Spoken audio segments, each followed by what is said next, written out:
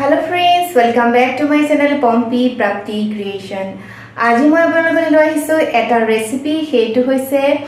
mint chicken পদিনা দি local chicken কেনেদৰে বনাই সেইটো আপোনালোকক আজি মই শিকাম আশা কৰিছো আপোনালোকে চাই নিশ্চয় ভাল পাব আৰু যদি ভাল পায় আপোনালোকে লাইক কমেন্ট আৰু শেয়াৰ কৰিবলৈ নাপাহৰিব আৰু যদি মোৰ চেনেলটি আপোনালোকে প্ৰথমবাৰ চাইছে তেন্তে সাবস্ক্ৰাইব কৰিবলৈ নাপাহৰিব তো বলক তেন্তে আজিৰ ভিডিঅ'টি ষ্টাৰ্ট কৰো মই আজি আপোনালোকলৈ লৈ আহিছো এটা নতুন ৰেচিপি সেইটো হৈছে মিন্ট চিকেন বহুতে হয়তো খাইছে আৰু বহুতে হয়তো নাই খোৱা পদুনা দি মই লোকেল চিকেন বনাইছো আৰু আপোনালোকৰ মাজত শেয়াৰ কৰিব বিচাৰিছো তো আশা কৰিছো আপোনালোকে চাই নিশ্চয় ভাল পাব প্ৰথমে মই পদুনা অলপ ললো সেইখিনি মিক্সিত পেষ্ট কৰি ললো তাৰ লগতে মই ধনিয়া কেইটামানো পেষ্ট কৰি লৈছো আৰু এতিয়া লৈছো মই এয়া লোকেল চিকেন হয় লোকেল চিকেন মই লৈছো আৰু ইয়াত মই দুটা পিয়াজ কাটি লৈছো আৰু তাতে মই অকমান তেল দিছো 2 চামুচ জিৰা গুড়া 1 চামুচ হালধি নিমখ 1 চামুচ আৰু ধনিয়া গুড়া অলপ দি দিছো আৰু এইখিনি তাৰ লগতে মই দি দিম আজিৰ যি মেইন ইনগ্ৰেডিয়েন্ট সেইখিনি হৈছে পদিনা আৰু পদিনাখিনি মই পেষ্ট কৰি লৈছিলো সেইখিনি মই ইয়াত দি দিম আৰু দি পেলাই এইখিনি অলপ সময় সানি থম 1 ঘণ্টামান সানি থম এইখিনি 1 ঘণ্টামান সানি থলে কি হ'ব যিখিনি পদুনাৰ ফ্লেভাৰ আছে সেইখিনি চিকেনখিনিত সোমাই পৰিব আৰু ইয়াত খাবলৈ এটা বেলেগ সোৱাদ হ'ব গতিকে আপোনালোকে যি সকলে বনোৱা নাই তেওঁলোকে নিশ্চয় বনাব বুলি মই আশা কৰিছো এইখিনি মই সুন্দৰভাৱে সানি থলো মাংসটো বনাবলৈ ইমান টান নহয় একেবাৰে আমাৰ যিখিনি পদ্ধতিত আমি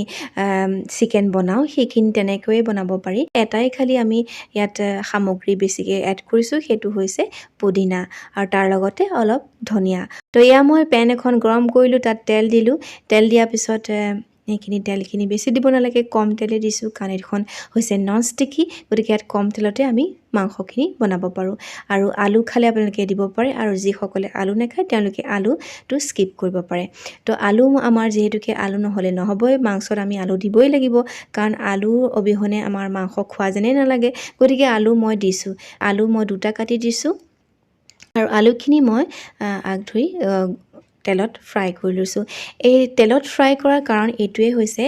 যে আলুখিনি যেতিয়া আমি দিম তেতিয়া গলি যায় গতিকে তেলত যদি ফ্ৰাই কৰি লোৱা হয় তেতিয়া এই আলুখিনি সোনকালে নগলে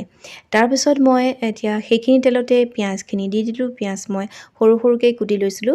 আৰু সেইখিনি মই আৰু চাওক মই কিমান কম তেলত বনাইছো গতিকে হেলথি খানা খাবলৈ হ'লে এনেদৰে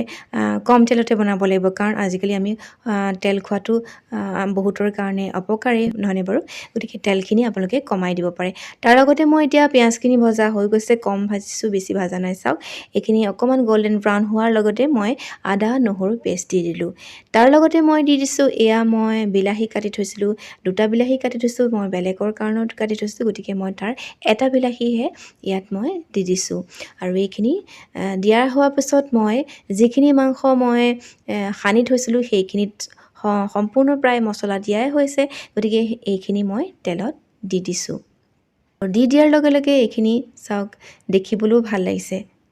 আৰু এইখিনি আপুনি এই মাংসটো আপুনি ৰুটিৰ লগতো খাব পাৰে আৰু ভাতৰ লগতো খাব পাৰে যিকোনো বস্তুৰ লগতে আপোনালোকে খাব পাৰে তো এইখিনি মই ভাজি থাকিব লাগিব অলপ সময় ভাজি যেতিয়া তেলটো ওলাব তেতিয়া মই ইয়াত অলপ মছলা আৰু অলপ দি দিছো সেইটো হৈছে চিকেন মছলা মই অথনি দিয়া নাছিলো গতিকে চিকেন মছলা অলপ মই দি দিছো তেলটো এৰা নাযায় তেতিয়ালৈকে আপোনালোকে ভাজি থাকিব আৰু ইয়াত যেহেতুকে মই তেল অকমান দিও দিছো গতিকে এতিয়া মই অকমান সময় ভাজি পেলাই ঢাকন দি দিছো আকৌ মই ঢাকন খুলি লৰাই চাইছো যে হৈছে নে নাই এয়া চাওক তেলটো অকমান হৈছে এতিয়া মই তাৰ লগতে মই সৰিয়হ দি মাছৰ জোল বনাইছিলো সেইখিনিও মই আপোনালোকক দেখুৱাবলৈ চেষ্টা কৰিছো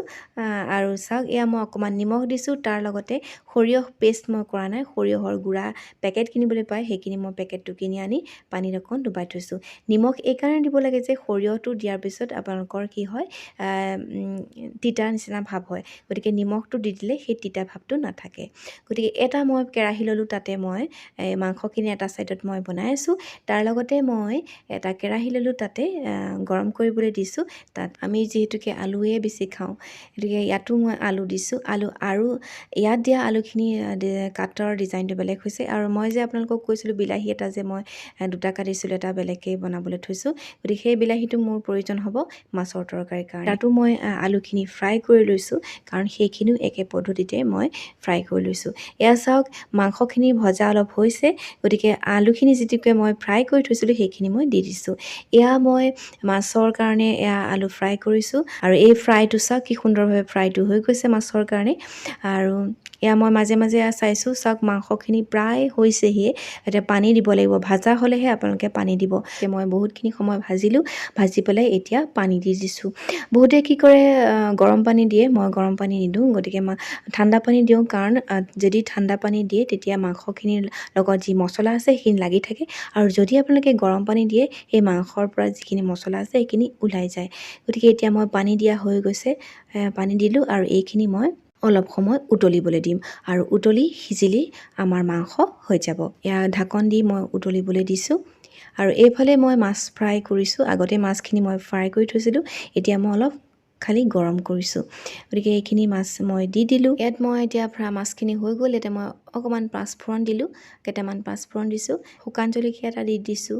পিঁয়াজ কুটি দিছিলোঁ এটা পিঁয়াজ মই কুটি লৈছিলোঁ সেই পিঁয়াজটো দি দিছোঁ আৰু দি পেলাই অকণমান সময় ভাজিছোঁ পিঁয়াজখিনিৰ লগতে মই সৰিয়হৰ গুড়াৰ যিখিনি মই পানী দি থৈছিলোঁ সেইখিনি দি দিছোঁ আৰু অকণ সময় ভাজিলেই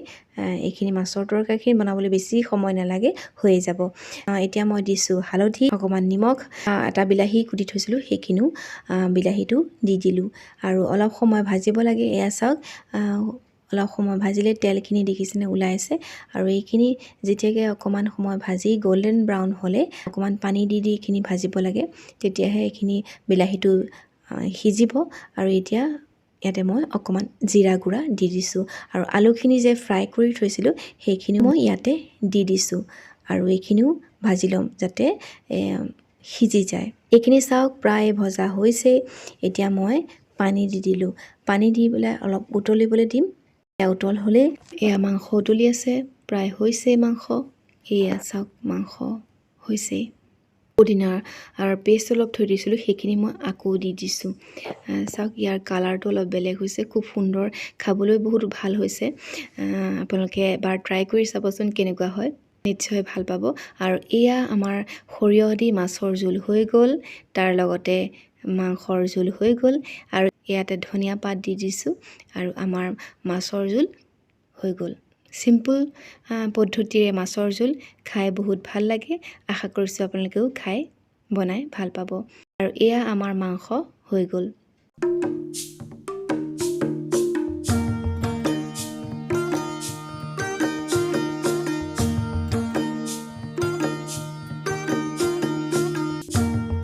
আজিৰ ভিডিঅ'টি ইমানতে সামৰিছোঁ আশা কৰিছোঁ আপোনালোকে চাই নিশ্চয় ভাল পালে আৰু যদি ভাল পালে তেন্তে লাইক কমেণ্ট আৰু শ্বেয়াৰ কৰিবলৈ নাপাহৰিব আৰু যদি মোৰ চেনেলটি আপোনালোকে প্ৰথমবাৰ চাইছে তেন্তে ছাবস্ক্ৰাইব কৰিবলৈ নাপাহৰিব পুনৰ আহিম আপোনালোকৰ মাজলৈ তেতিয়ালৈকে সকলো কুশলে থাকক নমস্কাৰ